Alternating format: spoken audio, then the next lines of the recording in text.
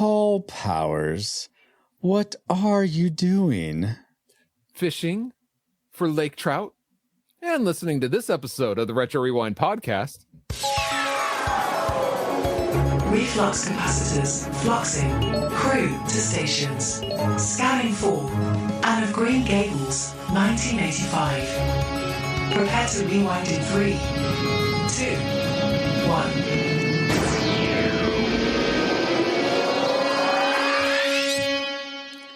Welcome, Rewinders and new listeners, to the Retro Rewind podcast, where we take a fresh look at movies and games from 15 or more years ago. I am your captain of the pod, Francisco Ruiz, and I'm joined by your XO and mine, Paul, the PaulJPowers.com Powers. All right, I'm glad to be here, Kay. Glad you're here as well, Paul. And also for this discussion of the film, Anne of Green Gables, we welcome aboard lover of Jesus and stories and spooky season, blogger, podcaster, and moderate geek, Shanine Thompson. Hey, Shanine. And token Canadian. And, oh, are you? Okay, awesome. From where? What parts? Alberta. Oh, that's in Canada. Nice. Very cool. And in addition to Shanine, we have back aboard clergy chief of the pod, Valerie Powers. Hey, Valerie. Hi. Hello. And now that you have a quick flyby of who we are, Paul, can you give us a quick overview of the production specs for Anne of Green Gables? Sure. The 1985 one. That was a mini-series. What? I thought we were covering Annie. Anne with the E, the little redhead orphan girl.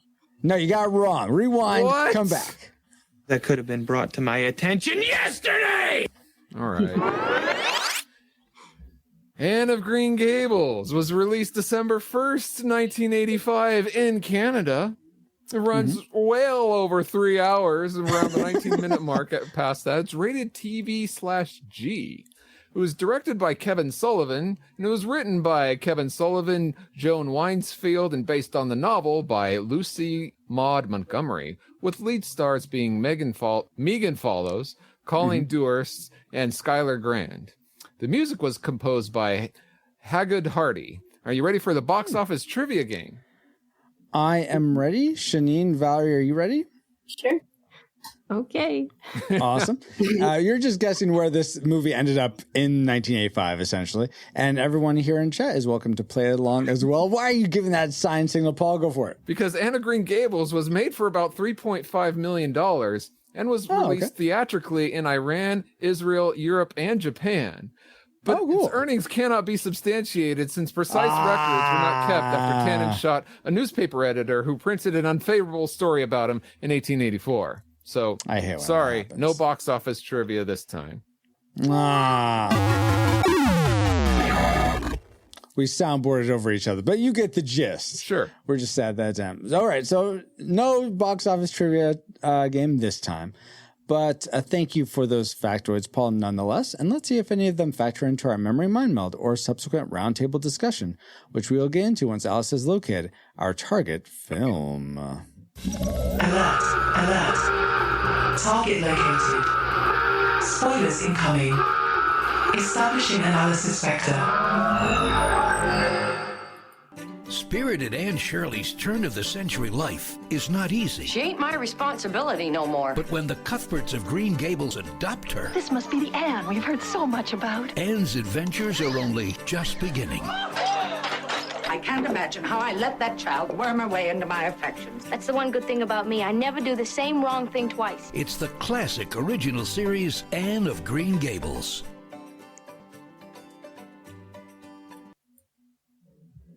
Yeah, you know, that classic original series that I'm sure you all remember so vividly. In fact, I'm sure that commercial brought tons of memories back. But in case it didn't, here is our memory mind meld synopsis of Anne of Green Gables. Anne, with an E, is kicked out of a foster family and is adopted in hopes of a cheap child labor for elderly couple's farm. But they mistakenly got a girl. Womp womp. Anne becomes best friends with Diana, goes to school where she breaks boards over boys' heads, falls off a roof, and gets her best friend drunk. Also, puff sleeves. Anne's dream lived up to her expectations, a totally magical event. Matthew dies, forcing Anne to grow up, but it didn't embitter her, and Anne winds up falling in love with Gilbert. I mean, I don't know if any of that seemed all, this whole magical event thing. I don't know what that was. So we are obviously very much. Hogwarts up in Canada? Decepted. No, there was not. And based on those very flawed memories, not really. What range did they lead you to predict this for this film before you watched it or rewatched it? Classic, nostalgic, or tragic? Let's start with you, Shanine. What was your prediction for Anne of Green Gables? Oh, classic. Classic. Hands Valerie. Oh, why classic? Yeah, break that down for us. Is it just because it was in Canada or some other region, I assume? I don't know. I think I grew up watching this a lot. So I have very vivid memories of the whole thing. And I was like, awesome. There's no way it can have changed that much since the last All time right. I saw it. Nice. How about you, Valerie? Classic for the same reasons. I loved it as a girl. Oh, okay. Nice. Paul, did you love it as a girl? I mean, Absolutely. Loved it as a girl. I watched it so many times, and then all of a sudden I looked around. Now I'm an adult. I don't know. Maybe it's because it was so long. I don't know. But what did you say? Yes. Classic? Classic, okay. And you know what? I predicted classic as well. I remember enjoying this as a kid, and subsequent viewings, I seem to recall liking it. All right, so given that very glowing pre-approval of Anne of Green Gables, it'll be interesting to see if those predictions come true. But first, let's get into our discussion of the things we liked most about this film or miniseries. Let's spin up our Best bets. the best things we liked about Anne of Green Gables, and let's begin once again with Shanine. What's one thing you liked about this film / miniseries? I love just how they portray just a simple life with simple dreams, bringing so much joy and satisfaction. Like, I don't know, things don't have to be like wildly extravagant. You can just have fun at the community picnic and having tea with your best friend. And you mean you don't have to have aliens trying to destroy the world to have a good likable plot? No, you need at least $100 million in special effects. At least minimum. Okay. Yeah, just totally. The simple like setting. And do you feel, are you saying that the setting was sort of simple, or the story was simple, or the characters, or you said the dreams, like what the characters, the motivations? Is that what you're meaning? Yeah. Very nice. Paul? Yeah, that goes right into mine, because I said settings as well, but I meant more like the locations and the landscapes. It was beautiful. Like I know the wide angle shots were all filmed right there in Prince Edward Island, but the close up, more outdoors shots were filmed in Ontario, Northern Ontario. Oh, okay, I didn't know that. Okay, cool. It was a great view of, I guess, the best of Canada, if you will. But it was very beautiful. You felt like it was very real. Yes. Do any of you happen to know if that house is still there? I don't know if it's on Prince Edward Island, but if it is it still there? Yeah, I think it's a museum, a movie museum now. Oh. Yeah. Oh, that's awesome. Oh, so very cool. At one point, the filming of the House of Green Gables became more popular than the real Green Gables on Prince Edward Island, because I don't know where it is now, but like around the year 2000, it was more popular of an attraction place because of these films. Oh, wow. Okay. Very cool. Valerie, what was something that's very cool for you about Anne of Green Gables? I love the music. Yes. Anything specific about like how it matched the series, or it was hummable? Yeah. What specifically about the music? Yeah, I mean, it was full. There were certain scenes where, if the wind was blowing and they're out in the field, and then the music is just perfect for that moment. It gets a little louder, and it matches the setting, it matches the plot, and it's just beautiful and peaceful. Awesome. You know what? And that was one of my likes as well, was the music. I thought it sounded very akin to Somewhere in Time, but I don't think that's a bad thing. I just really, I thought it fit really well. It was really beautiful, and I equally enjoyed it, Valerie.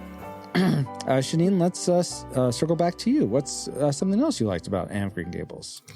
I think something that's always stood out to me about Anne's story is kindred spirits. Oh.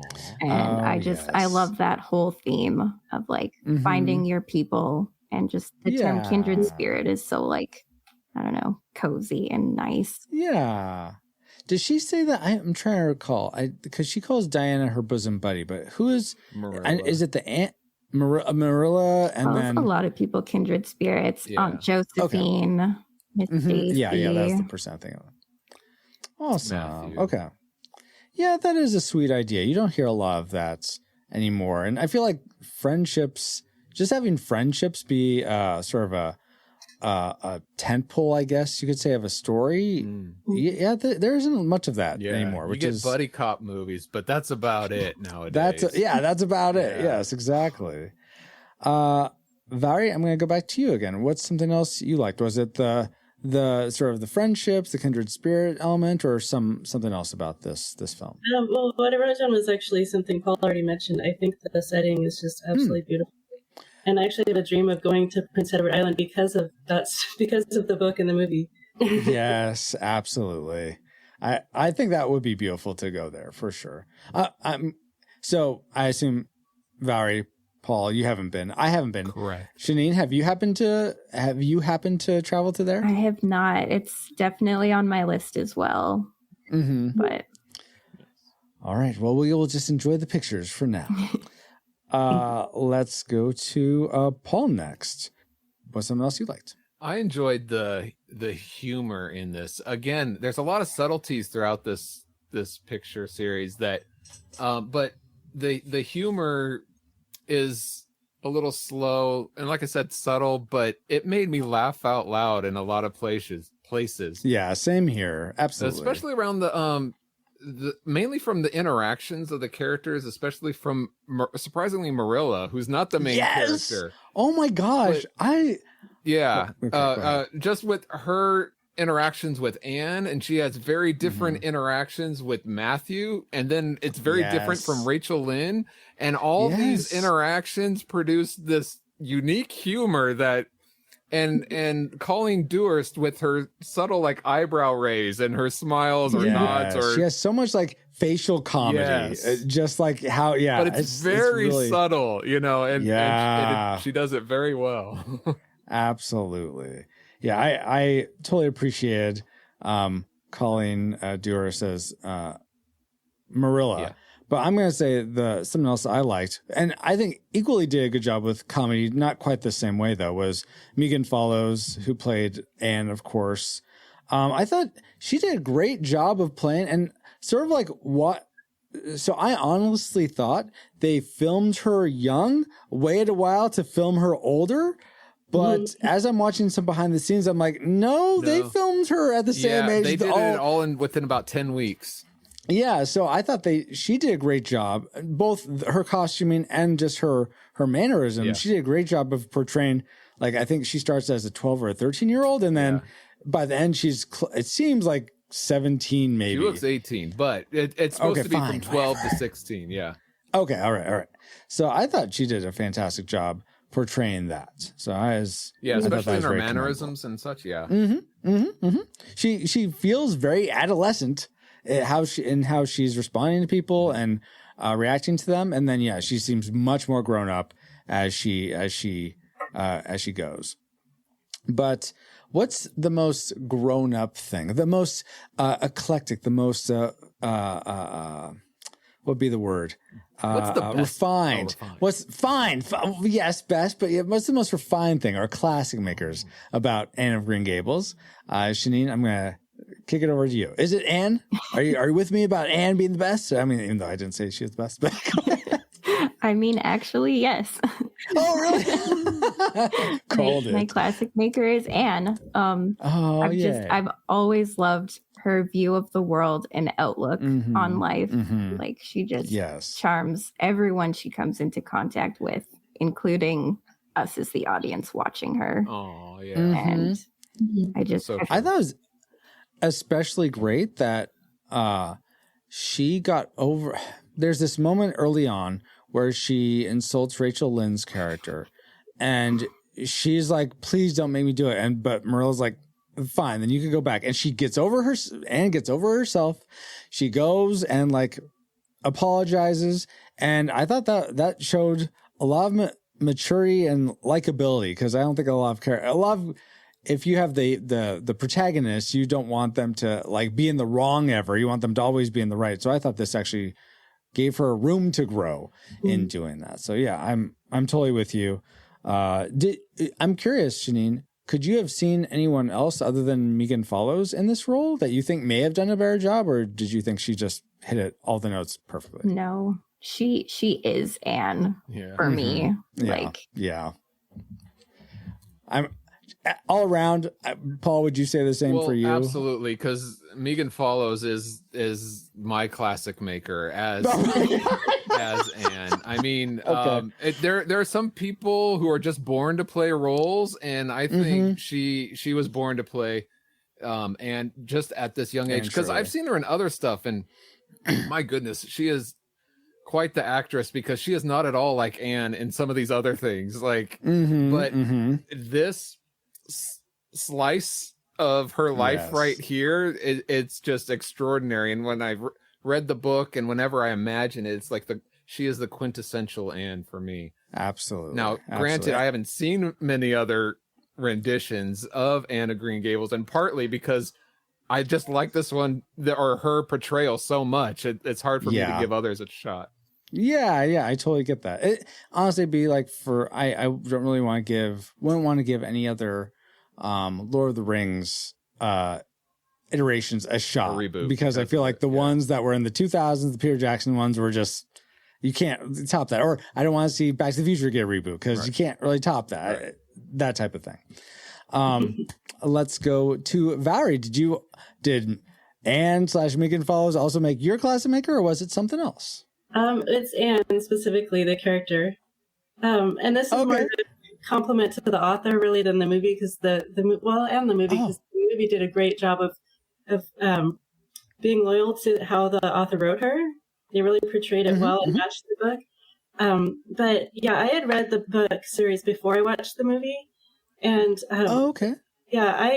she's the first character in a book or movie that I really bonded with and related to. And I think she has the unique combination of being both spacey but smart. And she's a daydreamer, but she does well in school. And I was always spacey in my whole life. And I was called, a daydreamer, spacey. Why are you always off in your own world? So she gave me hope and inspired me, because, she did well in school. I didn't do quite as well as she did, but I got A's and B's, so she gave me hope that, I do have some depth. Even though I'm a little spacey, it doesn't mean I'm dumb. So I love her. That's awesome that you could sort of relate to her in that way. Yeah. Paul, have you read the books or listened to the audiobooks? I read the first one. Okay. Janine, how about you? Have you read this series at all? Yeah. Okay, cool. I have not. Get on it. There's a movie. Why would I read? Well, that leaves me, and you know what? My classic maker is not Anne Shirley. Actually, my classic maker has to do with the arc that Marilla goes on. I was just so, not really taken aback, but just so enthralled by her, like, not wanting a girl, not wanting Anne in her life. She like slowly warms up to her. Then they have that whole brooch incident, and she's like, I can't trust her. She has to go back. And then it's like, oh, it was her mistake. But then she just goes more and more. She grows to love Anne as a daughter, and you see her and Matthew have this conversation about how it's a great moment, because he finally speaks up and calls her out and says, don't let her grow up to be as cheerless as we are. And she just realizes that when she's going away on that train, when Anne's leaving, that Anne being in their lives changed them almost more than they changed Anne's life. And I just thought that was beautiful, how they were sort of this, just like going through the motions. And then this girl came into their life, this child, and they got to actually flourish in their older age. And I think Colleen Dewhurst did a great job of encapsulating that, along with all the humor. So that was my classic maker for Anne of Green Gables. I'm surprised no one said Matthew. I love Matthew is great. If I could have a longer oh, go ahead, Valerie. Sorry, if I had room for 4, I would choose Matthew. He's wonderful. Yeah, you hear a lot of chatter about how good Matthew is. Yeah, he is. I haven't really seen him in other things, but I would be interested to. He's not really an actor's sake, or at least at this point, he was just known for stuntman work. Really? So, yeah. But the director I had no idea. Met him and liked him, and he liked him so much that he couldn't do like the first part of the filming, so he got a double. Like all the far away shots, like him going into the store or him on the buggy, is a double. Oh, really? So okay. just to fit him in. Wow, craziness. Well, now that we've gone through the things we liked about Anne of Green Gables, let's move on to things that aren't so. Oh, sorry, guys. Looking through my notes, noticed I forgot something else. Was it Matthew? So sorry. No, it was Stunning and Brave. Each week, host Chris Cowan of the Babylon Bee and Nate Henderson of Some Boring Budgeting Job confess their privilege, spotlight stunning social media posts, and fabricate outrage, all while keeping you super woke and enlightened. They'll make you laugh. That's right, you have no choice. Check out Stunning and Brave at stunningandbrave.net. Those guys are great, Francisco, but what do they have to do with Anne of Green Gables? Nothing at all, which is what you are about to become. Whoa, this got dark quick. Okay, I'm sorry. I didn't really have a tie-in. I mean, they're a comedy podcast. There's comedy in Anne of Green Gables. That's about it. But I knew you weren't going to go for that. No. So just because I knew that wasn't going to be a nice bridge for you, Paul, I came up with some trivia for you. How about, would you like to hear some trivia about Anne of Green Gables? Oh, yeah, that would be much better. Thank you. All right, you bet. Did you all realize that Colleen Dewhurst, who played Marilla, of course, actually grew up on Prince Edward Island, which was the setting for Anne of Green Gables? So my question to you all is, given wherever you personally grew up, would you want to spend your golden years working in that place? So you could share, if you don't want to share where it was, that's fine. But whether you share that or not, would you want to end up working there? Let's start with Paul. I don't want to work in my golden age years. So too bad. You have to work. I don't want to work now. Oh, so let's say you had to. Would you want to work where you grew up? I knew you were moved. Well, yeah, around. I'm an army brat, and we moved every couple of years or so. So there's a lot of places to choose from. One of them was in Monterey, California, Northern California, near the San Francisco area, and that's kind of not too hot, not too cold, so that would be nice. Okay, all right, fair. Not Germany? You never considered Germany? Yeah, but that gets a little too cold. And the language would be a barrier now, right? Exactly, yeah. A little too wrath. Yeah. Nothing against the Germans. They're wonderful people. Shanine, how about you? I mean, I still live where I grew up, so. Oh, okay. I guess. Get to work. Wow. And can you see yourself still working in your like 50s and 60s, if you had to, at where you're living? Yeah, I think okay. so. Okay, cool. Well, oh my gosh, Paul. And that leaves Valerie. How about you, Valerie? Yeah, I grew up in Southern California, and I do love it. It's a little expensive, so if I was to move, it would be because of that. Yeah. If we can afford it, I would love to grow old here. Okay, very nice. Great trivia, Francisco. Thank you, Paul. And now that we've all had some trivial fun, let's find out what memories you, our awesome rewinders, had about Anne of Green Gables. All right, and these all come from Facebook. Nathan James Norman says, one of my top 5 movies of all time. My girlfriend, now wife, made me watch this when we were dating. I tried to take a nap while it was on, but the story drew me in. My wife and I are currently reading through the series. Nice. Who will say Generation X podcast says, All I remember about it was a girl I liked. Sorry, let me the phrasing of that. It all depends on how you say it. Sorry, Zabe. He says, all I remember about it was a girl I liked was into it. So it meant that suddenly I was into it. No, okay. And Christian Rish Victor, I'm sorry, Kristen, I think I always say your name wrong, but Anne is in my top 5. Oh, very nice. But which Anne? Anne of Green Gables? Anne of Avonlea? Road to Avonlea? Which one? I guess Anne. So Anne isn't in Road to Avonlea. Very disappointing. Yeah, I know. That's one of the reasons I never watched it. But we're not, you know what? Speaking of things that we don't like, let's get into our dislikes about Anne of Green Gables. Spin that up, Francisco. Worst clothes. But I will tell you, Marilla and Rachel Lynde is in A Road to Avonlea. Why isn't Matthew in it? He died. They're in age, yeah. What? Well, he could do like a ghost of yeah, he's gonna Obi-Wan Kenobi it, sure. Yes, do it. All right, Marilla, you need more brown sugar. Go buy 20 pounds more.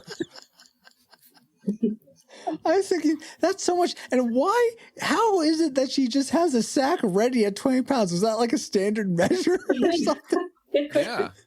It's for them rich folks. I guess. A whole $1. Okay. I'll start us off with the things we didn't like. It wasn't the 20 pounds of sugar at the ready. Usually say you kick us off. Yeah, I'm not, Paul. Ha. You play it anyway. That figures. Okay. So the thing this is my first dislike because I feel like it's a necessary evil. And that's Rachel Lynde. Oh, Rachel Lynde. Yes. She's someone that you love to not like. Yeah. Yeah. She's a super annoying character. And I realize that she's a foil for other characters to either like go up against or to like, she's like the one that sort of, I think, steers Diana's mom to being so irate with Anne. And so she sort of has that play of like devil on your shoulder. Stirs the pot. That's a perfect way of playing it. She stirs the pot. So I get why it's an easy way for the filmmakers or maybe even the author. I not having read the books to get characters to do things or to react to it. But I just hated her character so much. I'll tell you what, the character isn't quite written as forcefully, but when Patricia Hamilton, the actress, really got she loved the role and the director and everybody loved what they did with it, so they like turned it up a little bit more. Take this to 11. Yeah. Okay, that's fair. But regardless, I didn't like her in the movies. You didn't like her character, not the actress who played it. The actress did a fine job. Like the character. The character, exactly. Sounds like the actress did a good job. Did you like it at the end where Rachel Lynde gave Anne praise for like doing well in school and all that? Or you tuned out by then? Oh, it's Rachel Lynde. Exactly. I'm done with this character. I'm not listening anymore. Shanine, what do you wish you could have tuned out of Anne of Green Gables? Some of you disliked. All right. I'm going to begin with my caveat that all of my dislikes are like the nitpickiest little things. And like I'm basically an Anne apologist. So all of my dislikes are like kind of, but not really. The lighting in this scene is not that good. Okay, no. So what's the first of the nitpicks? The first of the nitpicks is at the beginning of the movie anyway, never really believed that Megan Follows was like 12 or 13. Yeah. Me either. Because that was my first dislike. She's supposed to be 12 to 16, but she could easily play, I think, 14 to 18. But it's really hard to believe, oh, this is a 12-year-old.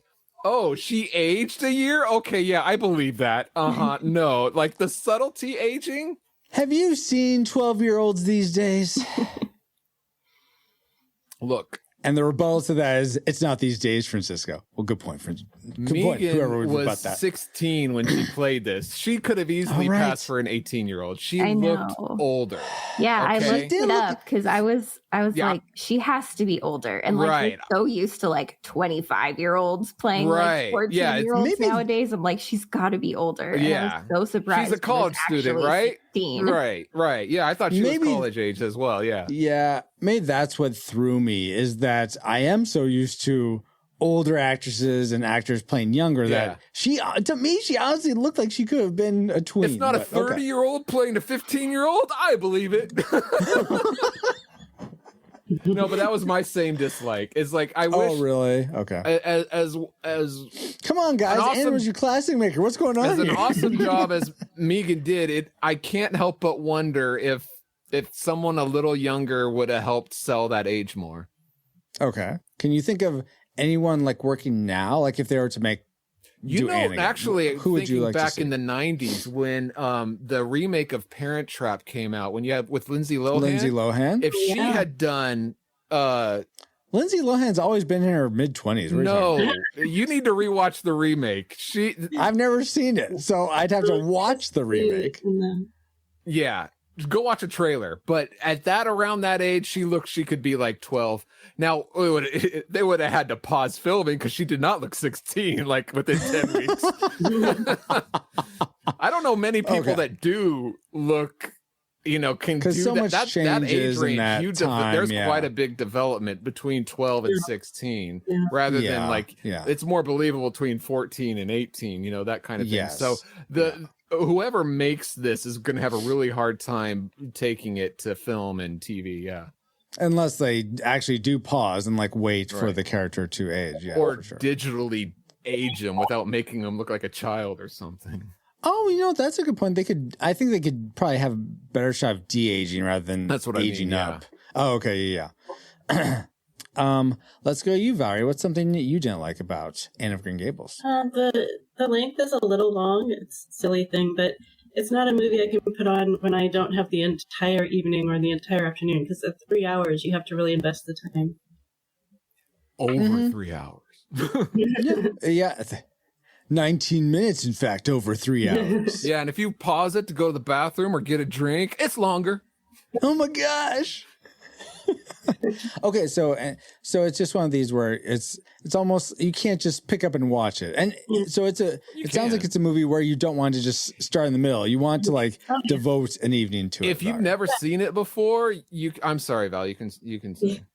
No, that's If you've never seen it before, you can't start in the middle. But if you have seen it before and you like this, then I think it's one of those that you could start out anywhere and you can just like you're flipping through, let's say, and it's on, you can start. Because it's originally a miniseries, so I think there's very clear this is where the first night ended, this is where the second night ended type thing. It's over an hour and 45 minutes per episode. It's ridiculously long. Oh, I thought it was like an hour and an hour or 50. Okay. No, that makes more sense, actually. Yeah. So you might as well just Lord of the Rings and watch it all the way through. All right. Fine, Paul.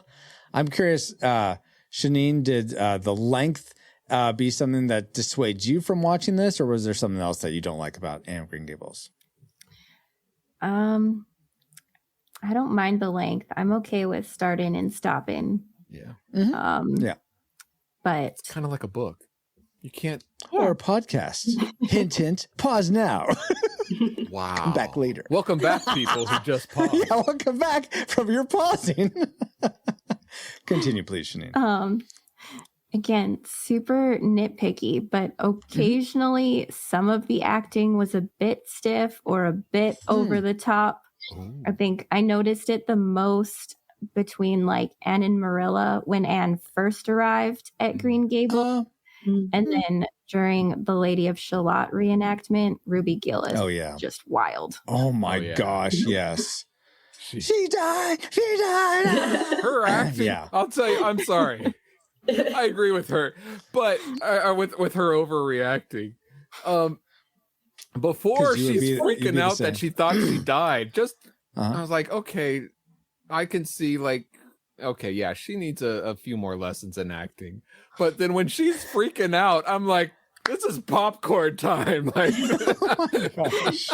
The way she was like waving her arms running down the road. Which is totally believable as these are like young teenage girls. I could totally see that happening. Yeah, I think the character in the book was really over the top and over dramatic. Do you remember Shanine? Oh yeah, she definitely was.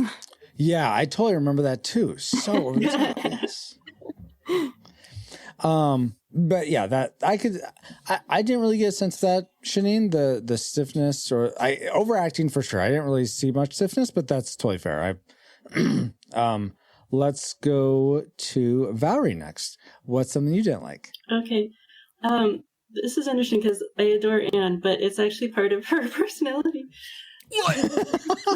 Her pride and stubbornness drives me crazy. Like, yeah. The way that she won't forgive Gilbert, I'm just like, come on. It just frustrates me so much. He goes out of his way to. I mean, he has a few moments where he bugs. He has it coming a little bit, but I get the dance. When he refuses. Yeah. But I want to just like. Shake it and say, get over it. That's the character, though. She was written that way. Yeah. Yeah. But that because of that, it leads to my next thing I don't like. And that's this series ends in a love triangle. If you've listened to this podcast at all, I hate love triangles. Wait, my gosh. Between Anne and Gilbert. And Diana and Gilbert. Well, Diana said you could have them. No, she says he's fair game. Yeah, she wants it. She likes him. Yeah, Gilbert and Anne's like, who fell asleep at the end now, Paul? Oh. Well, speaking of Diana, did you know that she is the great aunt, or she is the great niece of Katharine Hepburn? Yes. So Katharine Hepburn went to the director and said, "You got to cast my niece as Anne." Well, she can audition, is what he said. But she had naturally red hair and was actually used to playing Anne on the stage. Oh, did she have naturally red hair? Because I saw pictures of her. I thought she had dyed it red. No, they had to dye her hair black for this and then put a wig on it. Wow. And then they dyed Anne's hair, which gets to my next dislike. Oh, perfect. Okay. Which is that she had to dye her hair. And most of the film, or at least a lot of the film, her hair is not as red as it is strawberry blonde. I mean, she makes a big point about how deep and dark and red her hair is. It's kind of disturbing. I mean, when Rachel Lynde points it out and says that it's so red, it looks like, at that moment, it looks like strawberry blonde. And she says it's like carrots. I mean... Carrots! How dare you! I'm sorry, Anne, but that's exactly what I'm talking about. It doesn't look like carrots. Like, it looks... So I know, like, red hair is hard. Red is really hard to capture in the camera of all the colors. But having it look more strawberry blonde than deeper red, I wish they would have... Since they dyed it anyway, let's push that a little more. Yeah. Up that to 11. Come on. Yeah. Maybe... You know what? Maybe dyeing, like hair dye technology, was only in its infancy back whenever this was filmed. Yeah, in the early 1900s. Yeah, exactly. When they turned the hair green. Yeah. It's amazing they had color film back then. I'm surprised. You'd think they could dye the hair, but all right. This documentary, yeah. Exactly. You know how I read the books before I saw the movie, so in my imagination, her hair was bright, or deep red, because that's what the book goes over and over that. So when I saw the actress, I was a little disappointed. I mean, I like Megan Follows, no complaints, and I can't think of anyone who would have done a better job, but I was like, that's not truly red hair. Yeah, that makes sense. And what was not truly the best thing? I'm crashing and burning with this segue. So, yeah, pretty much. So let's just say we'll go to the things we hated most about Anne hated being called carrots. What are the things we hated most about Anne of Green Gables? Good segue. The film. Yeah, that was much better. Good job. Thank you. I appreciate that. I'm going to start with mine because I'd be curious if you guys agree. So I think, Valerie, you mentioned how long this movie is. And for me, I feel like this movie's miniseries is paced really well. I was like invested the whole time, except except I for feel when I feel a fabulous fan fiction coming up. No? actually no. Oh wow. No. Okay. It's just something I Just really completely detest. edit it out. Exactly. Okay. And I'm sure it's in the books, but whatever. But I hate when Diana gets sloshed. I'm serious. I'm like, okay, drunk. She's drunk. She's apparently had Marilla's red cordial before, or wherever it's called. I forget if it's current or cordial, whatever it is. And then she drinks what Anne serves her, and she's like, "Oh, this is good." She's not like, "Well, this tastes off. This is no timeout. I'm gonna go." All right, I keep going. You're done. All right. Yes, wait till I'm done. All right. And so I wish she had like the wherewithal. I don't know, presence of mind, wherewithal to be like, yeah, this is off, and maybe I shouldn't drink this. And so I think this movie for me screeches to a halt here, but I think it may just be because of this inconsistency in someone's mental ability. And so it's not really like there isn't really a pacing issue here in actuality, but for me there is. So that's my most hated thing about this film is when Diana just gets drunk. Okay, Paul, go ahead. I'll tell you where you're Why am I mistaken, wrong? Sir. All right. You probably are used to mass-produced drinks and food where it's all bottled and canned and all the drinks taste the same each time. No, I make all my own drinks. Sure. What are you talking? So it's kind of like Kool-Aid, where if you remember back in the day, and this is a poor example, but or cookies or whatever you want to do, each batch tastes a little bit different. No. Yeah. Well, you need to go back in the 1900s when things were made from scratch, not like everything is evened out and all like the mass produced in the same. You're telling me they didn't have recipes back then? Well, that's what I mean. It's recipes the same amount each time. But it doesn't always taste the same each time. I guess, you know what, the berries can be different year to year. That's true. Yeah. Very good point. Mm-hmm. So, all right. We rest the defense rests their case. Oh my gosh. Thanks for our star witness, the captain himself, with the berries. I imagine, though, you can taste alcohol, though, when there's alcohol content. All right. Now, if there's some people claim they can't taste it. I certainly can. It tastes like somebody poured like cleansing liquid in my there's like this heat to it on the back of your tongue. Yeah. Like I remember when I would drink like very sugary liqueurs. Yeah, I mean, you taste the alcohol. It's there. You can't not taste it. Maybe she thought it was like the berries were like a little too ripe. I guess, yes. All right, fine. So for whatever reason, that's my treasure maker. Girls getting drunk, underage girls getting drunk. You would get along well with Rachel Lynn. I'm surprised that you didn't love her.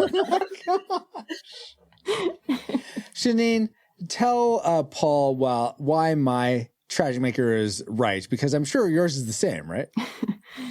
No, hate this point, but okay. What did you dislike most? All right, this is actually a part of the movie that I really enjoy, but I think it's one of the bigger discrepancies between the book and the movie. Oh, okay. So, you know, as a book lover, that always does grind your gears a little bit. Of course. Yeah. But I think there's just too much romance and drama between Gilbert and Anne. Ooh. Oh, there isn't as much in the book. There's not. I think the focus of the book is really Anne's relationships with like everyone on the island, especially like Matthew, Marilla, Diana. Yeah, of course. And like her growth and belonging and things like that. And her romance with Gilbert doesn't really blossom until the later books. Oh, okay. It's like hinted at and stuff. And there's like the hatred between them and things and the rivalry. But it's there's not as much drama in the books as there is in the movie. Got it. That makes sense. I like that. I wish it could have flowered, but I know it flowers more in End of Avonlea, the next movie. But yeah, I just hated that. I think I would have appreciated if it was pulled back on and there was less romance. I think I would have liked it just as much. But that's totally fair, Shanine. Thank you. Let's go to Valerie, next. Was the introduced romance something you didn't like? Was that your tragic maker or something else? I love the romance. That's really the drama. I mean, it frustrated me, of course, that she wouldn't forgive him, but that scene on the lake where, he rescues her, I thought it was hilarious. And because I think that they're equals. I think they're intellectual equals, and they both have a lot of spunk, and so I loved their friendship. As much of it, wasn't really a friendship, but you know what I mean. But my tragic maker, and this, I don't hate anything about Anne of Green Gables, but I felt like the ending was a little bit... How about this part where Diana gets drunk? That's something worth hating. No, I didn't mind it. Yeah? Okay, fine. Nasty things said about you. It's the ending. It's very sweet, but it was frustrating for me because there was this build-up, and maybe you're reaching that it was overdone, but there was a build-up between her and Gilbert, and I was rooting for them because I like Gilbert, and so I kind of wanted them to kiss. Yeah. And I understand why they didn't. Like you said, it's not yet in the books, right? It hadn't happened yet, but I wanted that finale with the kiss because I know that some people probably wouldn't watch the sequel, and if you do read the books and the sequels, their romance to me is so beautiful and so amazing. And so I wanted that hint. I know what happens later, and so I'm like, come on, get a, have a little kiss or something. It was very anticlimactic. Get on with it. Yes, get on with it. How dare you, Paul? But okay, yeah, and that's totally fair. I honestly decepted a memory of them kissing at the end, so I was surprised that they didn't. Look, but I gotta say, while watching it, I don't think he earned the kiss. I don't think he even earned the right to call her carrots after that. If really, oh yeah, like if I was her and he called me that, I was like, all right, we're starting over at square one, buddy. I think she had grown to the point of accepting that name, though, as a I don't know. I need more than 3 hours. Now she lived like three or plus years to get used to it, but as an audience member watching it, I'm like, let's I see what you're saying. Let's be a little as subtle as it was. I would have appreciated something a little more subtle, I guess. I don't know. Okay, all right, that's fair. What did you? What was the most unappreciated thing for you about this film, though, Paul? Let's end with you for Tragic Makers. To me, the worst thing about Anne of Green Gables from 1985 is that it doesn't have a DeLorean. Right. There's no Doc Brown. There's no Is that the modern, even back then, I was about to say the modern going audience TV, whether you're watching on TV or movie, and if you're in Japan or Europe or wherever this was released, it's too long and slow and boring. Like a lot of people, I don't think would have the patience for this. It's not like you said. We said it's not action packed. It's not heavy on the drama. It's very long, and I think it would turn a lot of people off, even though that a lot of people like it. I think it's just not in that taste to appeal to the more general audience because of that. I mean, I could see that. I guess. I mean, for me, like I said, I felt like it clipped along. All the characters I was very engaged in, and why it was. If you were to say, hey, you want to watch a movie about a girl that's like coming to age, and it's 3.5 hours long, and it feels that long. Except it doesn't feel that long. It does. It doesn't. It can. I guess. If it's weird because if you said like some other movie, it'd be like, but if you said Anne of Green Gables, I might be like, oh yeah. I guess we'll see how we really feel about this in our final rating. And if you're done, Paul, I'll go ahead and kick us over there. Oh my gosh! All right. Now that we've entered our trajectories into the firing computer, Alice, you have a firing solution for us. Let's get that salvo authority ready. Firing solution complete. Rating salvo at the ready. On your mark. All right, guys. Time for the moment of truth. Do we rate Anne of Green Gables from 1985? A classic, we'd recommend anyone go see this, whether or not they've seen it before. A nostalgic, it's worth seeing again if you saw it as a kid or a young adult, but if you've never seen it before, probably pass this one by. Or is it a tragic? It's not worth anyone's time to watch. If you've never seen it before, keep it that way. And if you have seen it before, don't sully any good memories you have of it with a rewatch. I'm going to start with Valerie. This time was your final reign for Anne of Green Gables. We had all predicted classic, but what was your final reign, Valerie? Classic, which is high for me because she's my favorite author, and I am a little bit more loyal to the book. Yeah, I'm more loyal to the book than the movie because I experienced it first, but I still absolutely love the movie. Mm-hmm. Oh, nice. Okay, so classic from Valerie. Mm-hmm. How about you, Shanine? What was your final reign? Oh, classic. I'll recommend classic Anne as well. In any form to everybody. In any form. Have you seen other other film iterations of Anne of Green Gables, or is this your only old one? black and white ones? There's black and white ones? Yeah. I started watching Anne with an E. I guess I don't recommend that one as much. Okay, that's fair. Let's say the book or the movie. I recommend. You have this one. Yeah. You have the book. You have this one. That's all you need. Yeah. All right. Very fair. Before we go to Pollinize, we ask you all that support us on Locals what your final reign is, and we sort of average those out. And if we were to do that, we would get a nostalgic. So we had averaged together.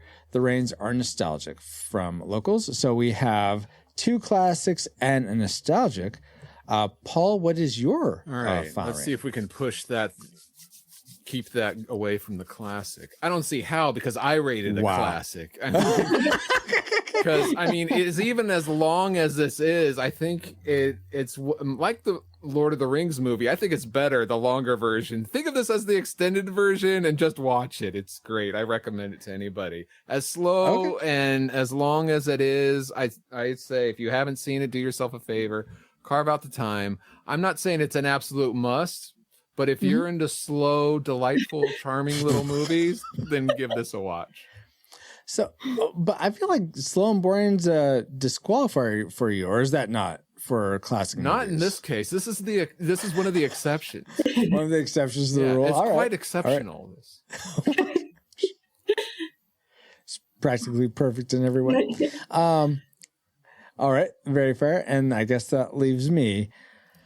I don't know, guys. That Rachel Lynn really got under my skin, but not so much to make this anything other than a classic. Because I enjoyed this through and through. It was such a delightful film to revisit. I would definitely recommend it. I'm trying to get Ashley. I was hoping she'd watch it with me. She wasn't interested. I'm hoping maybe my kids will watch it, but we'll see. I think for kids that their age, they're currently 11 and 7. This might be, that's the age I saw it at, but for them, this generation, it might be too. That's what I'm slow saying. and But boring, a lot of films in the 80s were slow and boring. Yeah, but 3 hours, a 3 hour A's versus a 2001, a 3 hour 2001 is a bit different. Yeah. Not 2001: A Space Odyssey, but movies in like 2000. Lord of the Rings 2000. Exactly. Yes, exactly. Yeah. Anyways, well, with all our reigns combined, we are Captain Planet. With all our reigns, the Retro Rewind podcast rates Anne of Green Gables a slightly disputed classic film / miniseries. We'd recommend anyone go and see it, whether or not you've seen it before. All right, who but now voted on Locals? Let's take names. Get back to our own time. Good old 20XX. 20XX? Comsat online. Receiving incoming transmission. Feels good to be back, but we wouldn't have been able to travel back to 1985 to begin with if it weren't for our amazing reflex capacitors, namely Deborah Powers, Geek Devotions, Drew of the Cellcast, Ashley Ruiz, Kennethan, Fabulous Lomax, Rosie Lomax, That's Our Babo, D. Tungsten, Dale, Mr. Lost, Daryl Hafner, Cool Deluxe, Redeemed Otaku, in addition to 2 other awesome patrons as well. Thank you all so much for keeping the gigawatts coming. And if you want to help keep us flying and get bonus content for your generosity, head over to retrorewindpodcast.com/support. And I will say, in that regard, we are going to be doing what I'm calling a support-a-thon, which on April 16th, we're currently recording this in 2023. On April 16th, 2023, I'm going to be doing a live stream. It can go as short as 6 hours. It could go up to 12 hours long on Twitch, YouTube, Facebook. And every time someone times then this movie. Yeah, exactly. That's all I'm going to do is just watch this movie. You get to watch me watching this. No, not at all. Or watch all 3, and then you have little breaks in between. That should cover it. I'm not doing that. Don't worry. Boo. I'm going to be. I recently completed every game that comes stock on the SNES Classic, the little mini system. There's 21 games. And on April 16th, I'm doing a boss rush. So trying to beat every boss with a limited number of lives and seeing if I can do that in that time frame. Every time there's a new support on locals, we'll do a wheel spin. It could like take one of my lives away. It could increase the length of the stream. It could do all sorts of effects. What? And that's amazing. It could do that. It is. Are you being facetious? No, I'm not real. sure. Like, how does that even work? I'm in my living room and I can make you die or extend your stream. It's amazing. Not really die. No, not die, but the character on you're playing. No, you don't make me die. You have me. So I start with 21 lives. And if if there's a new supporter on locals, I'll lose a life. So if I get down, I could potentially have 1 life to beat all the bosses. And that seems completely impossible. Okay. Does that make sense? Yeah. Because every time, let's say I beat 5 bosses and I go through all my 21 lives, so it's not I have to start from the very beginning. No, not how you were thinking. Sorry. This isn't Nick Arcade, Paul. Yeah. Jeez. But there you have it. All right. Also a little bit behind the scenes. I think it's quite interesting, quite cool that we're reviewing a story about a red-haired girl. And we're recording it on St. Patrick's Day. So happy St. Patrick's Day, everybody. Happy St. Patrick's Day, absolutely. 2023. This stream is sponsored by pauljpowers.com. And while we're, let's continue that thinking train, that gratitude train going, as we also want to give a big, let's say, Canadian hug. Because Canadian. They're so nice, don't you know? Yeah. First of all, to Shanine Thompson for coming and sharing your thoughts about Anne of Green Gables. Is there anything cool you got going on, and how can people find you online to find out? You can follow me on Twitter at The Hoot and Howl or Instagram at Hoot and Howl Tales, TALES. I will be blogging over at thehootandhowl.wordpress.com. Website currently under construction, but we'll be talking about geeky things and faith over there. And I also podcast on First Geek 411. You can find us on Twitch every Monday night. Nice. Very cool. Speaking of websites, I should have said a big reason we're doing the support-a-thon is to help hopefully raise some money to go toward a website improvement that we're trying to do. Oh, we're trying to help Shanine with her blog to get that up and going? I'm not that altruistic, Paul. No, this is all about Retro Rewind. Oh, you mean Retro Rewind podcast page. Exactly, we also need a reboot, I guess, huh? Yes. Everyone, it's the season of reboots. All right. And let's moving on. Let's keep the gratitude train going. Thank you so much to my wife, Valerie Powers, for joining us and sharing your thoughts about Anne of Green Gables. Where can people find you online? I'm on Instagram as Hazel-Eyed Gen Xer. Cool. Nice. Very cool. Thank you so much, Shanine. Thank you so much, Valerie, my awesome green-shirted friend, Paul, and all you rewinders, new and old, for another fun voyage with us. You're welcome. And you can find me, pauljpowers.com, at pauljpowers.com. Whoa. And you can find me on our Discord for show announcements or just to say hi. Join us there at retrorewindpodcast.com/Discord. This podcast is a proud member of Culture Box, a curated collection of podcasts, videos, and articles that will provide you a balanced meal of content. You will find culture celebrated for its past and future, satirized for its extremes, explored in study, and created a new in-story. Point your web browser to culturebox.media. Where's that voice coming from? Anyway. The ship. That's the soul of the ship. That deep voiced leprechaun just said we're part of Culture Box Media Network, and he's absolutely right. Find out all the shows unpacking truth through story, comedy, and geekery at leprechauns.fun. No, it's at culturebox.media. And with that, Captain, it looks like we need to wait for the next riddle to unlock. Hopefully. Indeed. Thank you, XO, and thank you all for listening. We pray you are more joyful today than when you first hit play. But like a Pokemon, we gotta catch you all for the next episode and help us figure out what that should be, what that's going to be by solving our riddles from our ship's logs on the next episode of the Retro Rewind podcast. Fourth dimension of D mission complete. Decoding next riddle. View RRP ship's logs for more details.